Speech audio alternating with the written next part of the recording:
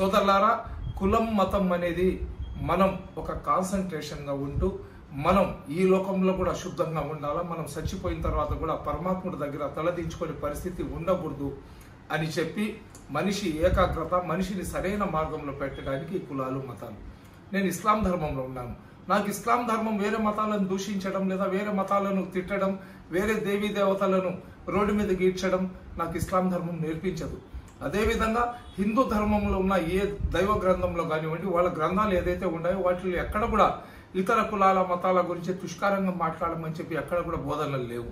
అదేవిధంగా క్రిస్టియానిటీలో కూడా కొంతమంది ఈ ముస్లింలలో కానివ్వండి, క్రైస్తవుల్లో కానివ్వండి, అదేవిధంగా హిందూ సోదరులు కూడా మతోన్మాదాన్ని రెచ్చగొట్టే మతోన్మాదుల వల్ల ఈరోజు మనం దేశంలో చాలా దగ్గర ప్రాబ్లమ్స్ చూస్తున్నాం.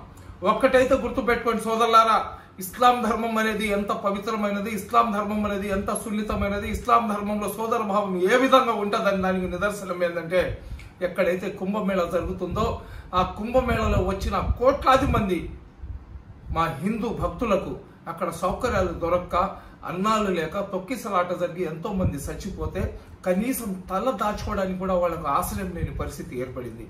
వాళ్ళు ఏదైతే దిన కాలకృత్యాలు ఉంటాయో, బాత్రూమ్కి లెట్రిన్కి వెళ్ళడానికి కూడా మహిళలకు ప్లేస్ లేకపోతే వాళ్లకు నా ముస్లిం సోదరులు వాళ్ళకు ఆశ్రయం కలిగించినారు.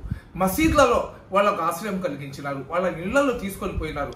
నేనేదో గొప్ప కోసం, నేనేదో దీనికోసం నేను చెప్పటం లేదు. ఏదైతే ఆ సంబాల్ అనే ఏరియాలో ఆ జరిగిన సంఘటన ఏదైతే ఉందో అక్కడ మీరందరూ కూడా ఏదైతే ఉత్తరప్రదేశ్లోని ఈ కుంభమేళలో జరిగినప్పుడు తమ ఇళ్లలో మహిళలకు తీసుకుని వెళ్ళి అక్కడ వాళ్లకు ఆ ఇళ్లలో ఆశ్రయం కల్పించి వాళ్లకు మంచినీళ్లు, స్నానం చేయడానికి వస్తువులు, తినడానికి తిండి, ప్రతిదీ కూడా వాళ్లకు కప్పుకోవడానికి బ్లాంకెట్లు, వీళ్ళకి లేకపోయినా కానీ వాళ్ళకి ఇచ్చినారు. ఎందుకంటే ఇదే సోదర భావం. గంగా జముని తెహజీబ్ అంటే ఇదే. అన్నా తమ్ముల్లాగా ఐక్యమత్యంగా కలిసిమెలిసి ఉండడమే భారతదేశం యొక్క గొప్పతనం. దానికి నిదర్శనం ఏదైతే కుంభమేళలో జరుగుతున్న సంఘటనలు. నేను ఒకటే చెప్తున్నాను సోదరులారా, మీరు మమ్మల్ని ద్వేషించినా, మమ్మల్ని తిట్టినా, మమ్మల్ని కొట్టినా, మమ్మల్ని చంపినా, మేము ఇదే దేశంలో పుట్టినాం, ఇదే దేశంలో మేము ఉండిపోవాల్సిందే. కొంతమంది మతోన్మాదులు హిందూ, ముస్లిం, దళిత, క్రైస్తవులు అని చెప్పి ఏదైతే దూరం పెంచే ప్రయత్నం చేస్తున్నారో అటువంటి వ్యక్తులను ఖచ్చితంగా అడ్డుకోవాల్సిన బాధ్యత మన అందరి మీద ఉంది. కొంతమంది ఏంటంటే ముస్లింలు తినే వస్తువులు ఎంగిలి చేసి ఇచ్చేస్తారని చెప్పారు. ఈరోజు అక్కడ ఎంతో కొన్ని వేల మంది, కొన్ని లక్షల మందికి అన్నం పెట్టినారు. ఆ రోజు ఆకలితో ఉన్నోళ్ళు మీరు ముస్లిం అని చెప్పి వాళ్ళు ఏం అడగలేదు. వాళ్ళు మీరు హిందువులు కాదా అని చెప్పి వాళ్ళని ఎక్కడ అడగలేదు. మేము ఒక వీడియో చూసినాం. ఎవరో ఒక సోదరుడు హాస్పిటల్ దగ్గర అన్నం వేస్తూ ఒక ముస్లిం మహిళ బుర్ఖాలో వెళ్తే నువ్వు జై శ్రీరామ్ అని చెప్తేనే నీకు అన్నం పెడతామని చెప్పి. కానీ ఈ కుంభమేళలో కొన్ని లక్షల మందికి ఆశ్రయం కలిగించిన నా ముస్లిం సోదరులు ఎక్కడ కూడా వీళ్ళకు ఒక్క మాట కూడా అడగలేదు. మీరు అల్లాహు అక్బర్ అని చెప్తేనే మీకు అన్నం ఇస్తాం, మీరు అల్లాహు అక్బర్ అని చెప్తేనే మీకు ఆశ్రయం ఇస్తాం, మీరు అల్లాహు అక్బర్ అని చెప్తేనే మీకు బ్లాంకెట్ ఇస్తాం, మీరు అల్లాహు అక్బర్ అని చెప్తేనే మీకు మంచినీళ్ళు ఇస్తామని చెప్పి. అది ఏ ధర్మం కూడా ఇవ్వదు. ఏ ధర్మం కూడా దానికి అటువంటి అనుమతి ఇవ్వదు. ఒక మనిషిని మనిషిలాగానే ప్రేమించమని చెప్తారు. మీ మత విశ్వాసాలు నా మత విశ్వాసాలు నాయి. అదేవిధంగా ఏదైతే హైదరాబాద్లో అక్బరుద్దీన్ ఓవైసీ 15 నిమిషాలు టైం ఇస్తే నేను ఏందో నా తడాక చూపిస్తాను, హిందూ సోదరులు లేకుండా చేస్తానని చెప్పిన ఇట్లాంటి లూజ్ టాక్లు, ఇటువంటి లుచ్చా మాటల వల్లనే సమాజం భ్రష్ట పట్టిపోతుంది. అది ఎవరైనా కానివ్వండి, ఏ కులానికి చెందిన, ఏ మతానికి చెందిన వ్యక్తి అయినా కానివ్వండి, ఒకళ్ళ మీద నిందలు వేసే బదులు ఒకళ్ళకి సహాయం చేయండి. ఒకళ్ళకి రాయి కొట్టే బదులు వాళ్ళ మీద పడుతున్న రాయి పడకుండా అడ్డుపడండి.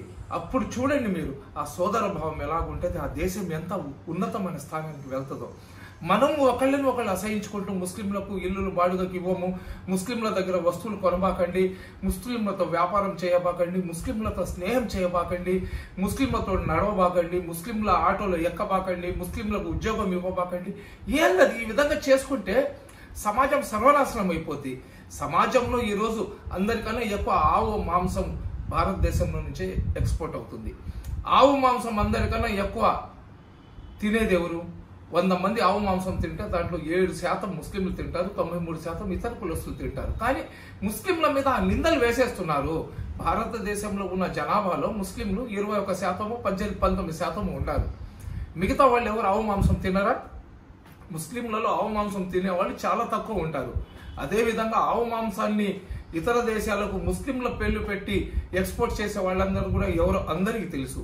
కాబట్టి నేను ఒకటే కోరుకుంటున్నా, ఈ కులాలు మతాల పేరు మీద మనం గాని కొట్టుకుంటుంటే ఈ అఘోరి లాంటి దొంగ ముండలు వచ్చి దేశాన్ని రాష్ట్రాన్ని విచ్ఛిన్నం చేసే ప్రయత్నం చేస్తారు. మనమందరం కూడా చూడండి, ఏ అఘోరి అయితే దర్గాను పగలు కొడతానని చెప్పిందో అటువంటి అఘోరికి నా హిందూ సోదరులు దేహశుద్ధి చేశారు. అదేవిధంగా ఏ ముస్లింల మీద కొంతమంది మతోన్మాదులు నిందలు వేస్తున్నారో, ముస్లింలకు కనికరం ఉండదని చెప్పి అటువంటి ముస్లిం సోదరులే కుంభమేళకు వచ్చిన లక్షలాది మందికి ఆశ్రయం కలిగిస్తున్నారు. వాళ్ళకు అన్నాలు, మంచినీళ్లు, అన్ని వసతులు మసీద్లలో తమ సొంత ఇళ్లలో చేస్తున్నారు. వాళ్ళకు ఉన్న దాంట్లో వాళ్ళు తినిపిస్తున్నారు. కాబట్టి ఇది మా భారతదేశం యొక్క గొప్పతనం. ఇటువంటి గొప్పతనాన్ని కాపాడుకోవాల్సిన బాధ్యత మన అందరి మీద ఉంది. కాబట్టి సోదరులారా, మనమందరం కూడా కలిసిమెలిసి జీవిద్దాం. నేను అల్లామా ఇక్బాల్ గారి ఒక షేర్ ఉంది, మజహబ్ నహీ సికాతా ఆపస్ మే బైర్ రఖనా, హిందీ హే హమ్ వతన్ హే, హిందోసితా హమారా అని చెప్పి ఏదైతే అల్లామా ఇక్బాల్ గారి షేర్ ఉందో ఆ షేర్ని నేను రాబోయే రోజుల్లో ఈ విధంగా చెప్పాలనుకుంటున్నాను. ఇస్లాం